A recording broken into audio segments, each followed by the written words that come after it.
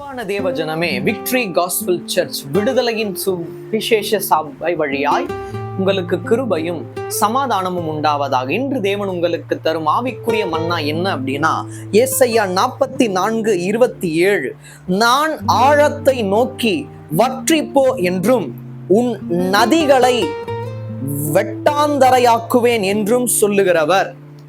அவர் நம்மளுடைய வாழ்க்கையை வற்றி போகும்படியாக செய்ய மாட்டார். வியாதியின் ஆழங்களை வற்றி போகும்படியாக செய்வார்.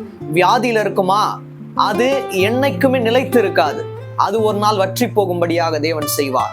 இந்த வசனத்தை எவ்வாறு நாம் உட்கொள்ள வேண்டும் என்று நான் உங்களுக்கு சொல்லுகிறேன்.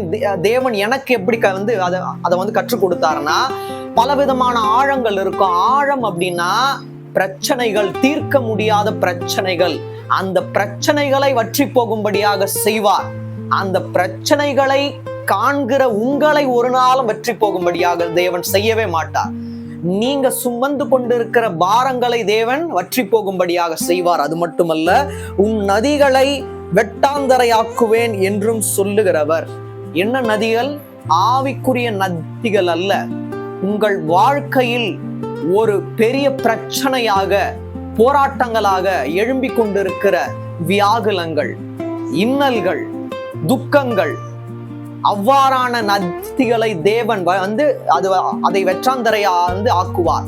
அதை வற்றி போகும்படியாக செய்வார். பிரச்சனை என்னக்கூடிய நதி வற்றி போனால்தான், வெட்டாந்தரையாய் ஆனால்தான் இயேசு என்னும் நதி உங்களுடைய இருதயத்தில் பாய முடியும்.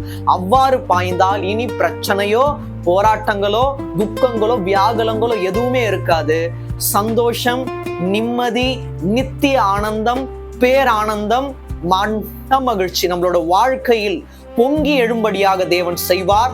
அவ்வாறு உங்களுடைய வாழ்க்கையில் எழக்கூடிய ஆழங்களை தேவன் வற்றி போகும்படியாக செய்துவிட்டு உங்களை தேவன் நித்தியமாய் அநேகருக்கு முன்பாக ஒரு பெரிய சாட்சியாய் எழுப்ப வல்லவராய் இருக்கிறார். தேவன் தாமே உங்கள் யாவரையும் மென்மேலும் ஆசீர்வதிப்பாராக. ஆமென்.